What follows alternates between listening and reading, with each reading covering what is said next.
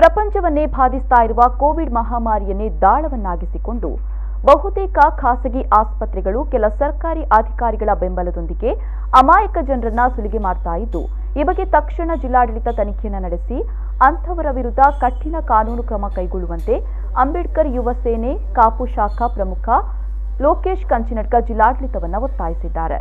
ಈ ಬಗ್ಗೆ ಮಾಧ್ಯಮದೊಂದಿಗೆ ಮಾತನಾಡಿದ ಅವರು, ದೇಶಾದ್ಯಂತ ಜನರನ್ನ ಸುಲಿಗೆ ಮಾಡ್ತಾ ಇರುವ ಪ್ರಕರಣಗಳು ಬೆಳಕಿಗೆ ಬರ್ತಾ ಇದ್ದು, ಇದೀಗ ಅಂತಹುದೇ ಘಟನೆಯೊಂದು ಉಡುಪಿಯಲ್ಲೂ ನಡೆದಿರುವುದು ನಮ್ಮನ್ನ ತಲೆ ತಗ್ಗಿಸುವಂತೆ ಮಾಡಿದೆ. ಉಡುಪಿಯ ಮಂಚಿಕೋಡಿ ನಿವಾಸಿ ವಾರಿಜಾ ಕಾಡ್ಯ ಮೇಸ್ತ್ರಿ ಎಂಬವರನ್ನ ಹೃದಯ ಸಂಬಂಧಿ ಕಾಯಿಲೆಗಾಗಿ ಉಡುಪಿ ಖಾಸಗಿ ಆಸ್ಪತ್ರೆಯ ಡಾಕ್ಟರ್ ವಿಜಯ್ ಕುಮಾರ್ ಎಂಬವರು ದಾಖಲಿಸಿಕೊಂಡಿದ್ರು. ಸಂಜೆ 6ರ ಸುಮಾರಿಗೆ ರೋಗಿಯ ಸ್ಥಿತಿ ಉತ್ತಮವಾಗಿಲ್ಲ ಎಂದ ವೈದ್ಯರು ಅವರನ್ನ ತುರ್ತು ಚಿಕಿತ್ಸಾ ವಿಭಾಗಕ್ಕೆ ವರ್ಗಾಯಿಸಿದ್ರು.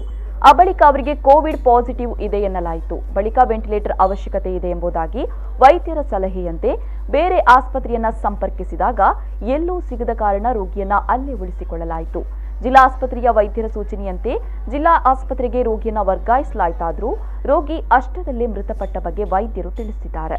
ಇಂತಹ ಅಮಾಯಕ ಜನರ ಪ್ರಾಣದ ಜೊತೆ ಚೆಲ್ಲಾಟವಾಡಿ ವಸೂಲಿ ದಂಧೆ ನಡೆಸ್ತಾ ಇರುವ ಬಗ್ಗೆ ನಮಗೆ ಸಂಶಯವಿದ್ದು, ಈ ಬಗ್ಗೆ ಜಿಲ್ಲಾಡಳಿತ ತನಿಖೆ ನಡೆಸಿ ಸೂಕ್ತ ಕಾನೂನು ಕ್ರಮ ಕೈಗೊಳ್ಳುವಂತೆ ಅಂಬೇಡ್ಕರ್ ಯುವ ಸೇನೆ ಒತ್ತಾಯಿಸಿದೆ. ವಾರಿಜಾರ್ ಅವರನ್ನು ಮತ್ತೆ ಸಿಟಿ ಹಾಸ್ಪಿಟಲ್ಗೆ ಕರೆದುಕೊಂಡು ವಾಪಸ್ ಬಂದಿದ್ದಾರೆ. ಅಲ್ಲಿಯ ವೈದ್ಯಾಧಿಕಾರಿಗಳು ಅವರನ್ನು ಪರೀಕ್ಷಿಸಿ ನಂತರ ಅದರ ಬಿಲ್ಲನ್ನು ಕಟ್ಟಲಿಕ್ಕಿದೆ. 85,100 ರೂಪಾಯಿ ಬಿಲ್ಲನ್ನು ಅಲ್ಲಿ ಮಾಡಿದ್ದಾರೆ. ಆ ಬಿಲ್ಲನ್ನು ಕಟ್ಟಿ ಸಾರ್ವಜನಿಕರಿಗೆ ಹಾಗೂ ಕುಟುಂಬಸ್ಥರಿಗೆ ಒಂದು ಅನುಮಾನ ಬರ್ತದೆ.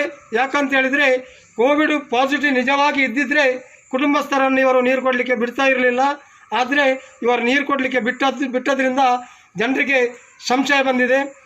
ಅದು 17ನೇ ತಾರೀಕಿನಂದು ಅದರ ಒಂದು ನೆಗೆಟಿವ್ ರಿಪೋರ್ಟ್ ಬಂದಿದೆ. ಈ ನೆಗೆಟಿವ್ ರಿಪೋರ್ಟ್ ಬಂದಾಗ ಜನರು ಎಲ್ಲ ಆತಂಕಿತರಾಗಿದ್ದಾರೆ. ಯಾಕಂತ ಹೇಳಿದರೆ ಇದು ನಿಜವಾಗಿಯೂ ಕೊರೋನಾ ವೈರಸ್ ರೋಗದಿಂದ ಸತ್ತಿದ್ದಾರೋ ಅಥವಾ ಇದೊಂದು ವೈದ್ಯಕೀಯ ಮಾಫಿಯಾ ಎಂಬ ಒಂದು ಉದ್ದೇಶ